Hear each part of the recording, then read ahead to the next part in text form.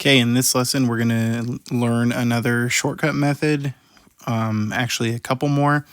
They're kind of tied together. So far, if we want to prove triangles congruent, we have to either prove all of the corresponding sides and angles are congruent, or we can use one of our only shortcuts we know so far, which is side, angle, side. So today we're going to learn side, side, side. So two learning goals for this lesson, again, is to be able to use side, side, side congruence and hypotenuse leg congruence. Again, there's lots of different things in these lessons where we're going to use these congruence theorems. Again, these are just shortcuts. These help us get to the result we want faster, so we don't have to prove all 6 parts. We have a construction bonus opportunity. Again, if you want to take advantage of that, if you get these turned in before the test, they are worth bonus points for you. So our first theorem, we have theorem 5.8 is side, side, side congruence. So if we can prove all 3 sides of one triangle are congruent to all 3 sides of a second, we can say that those triangles are congruent.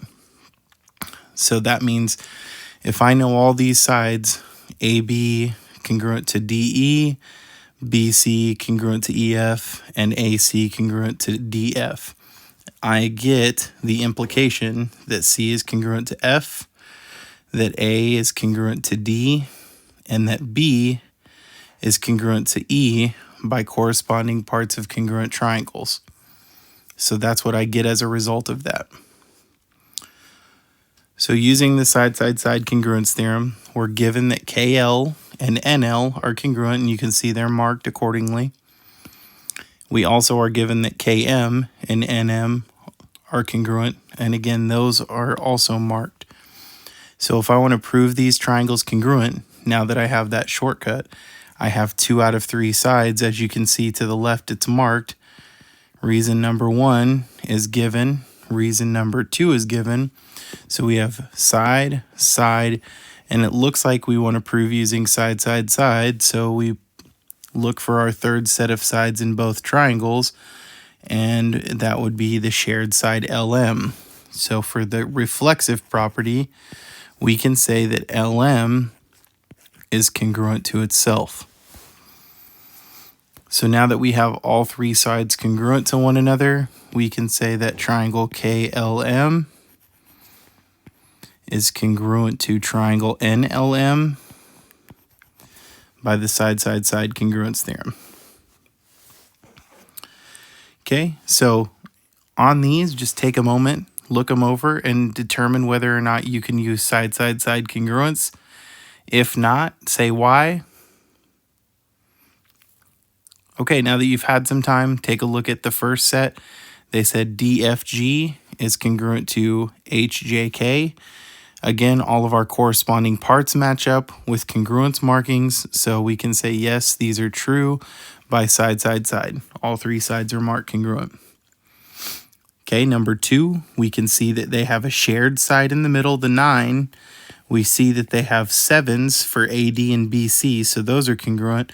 But as you can see here, they have 3 is not congruent to 4 here. So those no are not congruent, or at least we can't prove that they're congruent using side, side, side. And then the last one here, you can see that we have, again, PQP, RS, PT matches up with ST, and then TQ matches up with TR. So yes, those are congruent using side, side, side. Has all the appropriate markings. Okay, and then this one, again, basically it's giving us a little scenario where it's saying what's more stable, and anything that has a support that goes from diagonals in a shape is going to be more stable.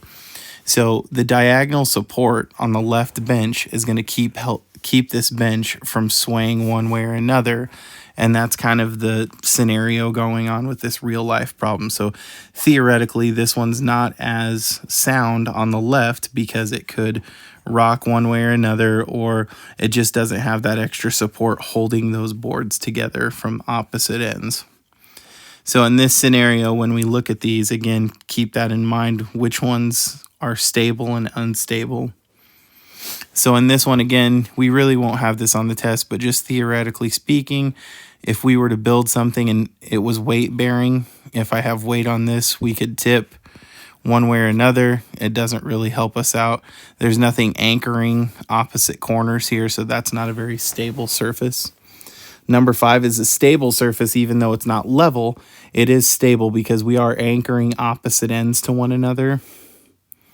Number 6, again, more stable than 4, but still not very stable, because really what we want to make sure we also have anchored is that bottom corner to an opposite. So whether that's the bottom left to the top right or the bottom right to the top left, one of those two anchors needs to be there to help support that.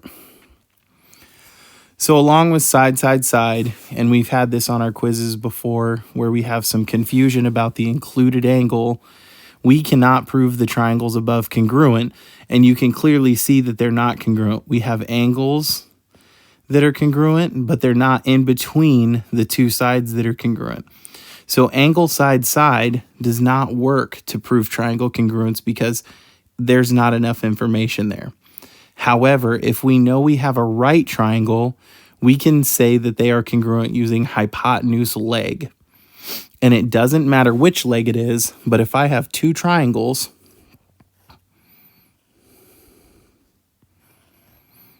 that are right triangles, and I know, first of all, they both have to be right, that's key, but if I know that the hypotenuse are congruent to one another and one pair of the legs are congruent to one another, that is enough information to prove that those are congruent, but it's simply because it is being dictated that it's a right triangle, so that those other two values can't change and be manipulated. So angle side, side does not work in a normal triangle, but technically this is angle side, side here. But we're never going to call it angle side, side. We're going to call it hypotenuse leg because it only works with right triangles. So here's the actual theorem. Again, it says if the hypotenuse and a leg of the right triangle are congruent to the hypotenuse and the leg of a second right triangle, then the two triangles are congruent. You can see the markings there. Again, it's enough information because this angle is anchoring us down. It's not allowing us to go further away than what it can when it's angle side, side with a non-right triangle. Okay, so we have a proof here. It's kind of a loaded one. Take some time. What I would tell you, and again, I'm going to suggest this in your homework as well, is take the two triangles that you're trying to prove congruent and draw them separate from one another. So we're trying to prove that WYZ looks like this.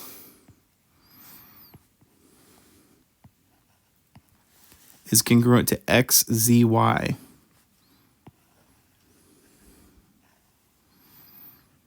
So this is Z, this is Y, this is X. Now, if you take some time, you can probably figure out and do this proof. So go ahead and pause and try that.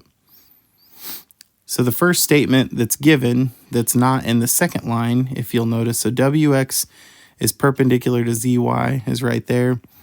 XY is perpendicular to ZY is right there. So this is also part of the given. So don't cram all that into that first line. The only thing that goes on the first line, whoops, not XY, sorry, it's WY, is congruent to XZ. Okay, and then when we say they're perpendicular, notice the very next line says definition of perpendicular lines. Then we have Z and Y are right angles, and that gives us these right here.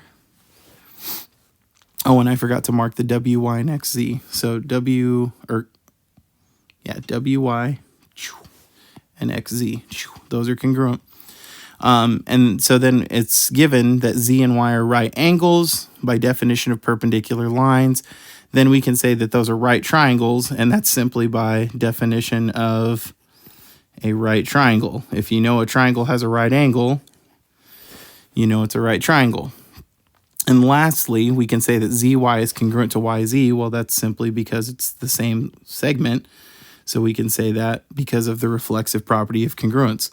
So in our image, we have ZY and YZ are congruent. Now we can say that those two triangles are indeed congruent. WYZ is congruent to XZY, XZY, by the hypotenuse leg congruence theorem. Okay, so again, kind of similarly here, they give you a bunch of information. It helps you to draw it out and mark it. But we want to prove that basically all of these triangles with these things tying it and anchoring it down are all congruent. And if you'll notice, all of those beams are marked congruent. So essentially, now that you know they're all perpendicular, the last thing you need to do to prove that all three of these triangles are congruent is just know that one side is the same. We are given all the hypotenuses are the same. And if you'll notice, in all three of these, and essentially what this proof will boil down to is that you'll need to say that AE in every one of those triangles is congruent to itself. And so for all of those triangles, that gives you hypotenuse leg. Okay, so rather than writing that out as a proof, understand by definition of perpendicular lines, that makes them all right triangles. So just like up above.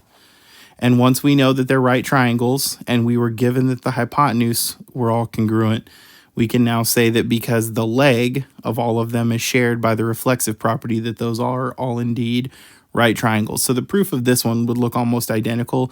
It just gets really busy with all of those segments in there. So we can just assume and kind of make that general statement for this one in this proof for this case. All right. So last thing here before we talk about the summary and everything is just redraw ABC and DCB in your notes, and that will help you prove that those triangles are congruent. So redraw this, pause it, and give it a second, and give that a shot before you unpause. Okay, so we have, again, our given statement right out the gate, AC and BD, and I'm going to say given because those were marked for us in this image. Then we can say that ABC and DCB are right angles, and again, just definition of a right angle, they're congruent, so all right angles are congruent. We could add an extra step in here that says those are right triangles, but we can skip that for now just for the sake of time. And so that might be another line in the proof. Understand down the road it might just say triangle ABC and triangle DCB are right, and it would just be by definition of right triangles. But for line 3, to help us finish up our proof, we can say that BC is congruent to CB. That's a B, there we go, to CB, and that's again by the reflexive property. And now that we have that, we can say by hypotenuse leg, because again, this was a right triangle, here was the hypotenuse, and we just proved a leg there. So we can say that triangle ABC is congruent to triangle DCB, and that's by hypotenuse leg congruence. Okay, so again, you guys, make sure that you understand the side-side-side congruence and how it works. If we know all three sides are congruent in one to another, we can say that those triangles are congruent. If we know the hypotenuse leg and one and another are congruent, we can say that it's a congruent triangle set. Again, this one only works with right triangles. Side will work with anything, but hypotenuse leg only works with right. That's why it's called hypotenuse leg, not angle side. Okay, so again, make sure we ask questions, make sure our notes are good and organized so that we can use those for the further on down the road. Thanks, guys. Have a good day.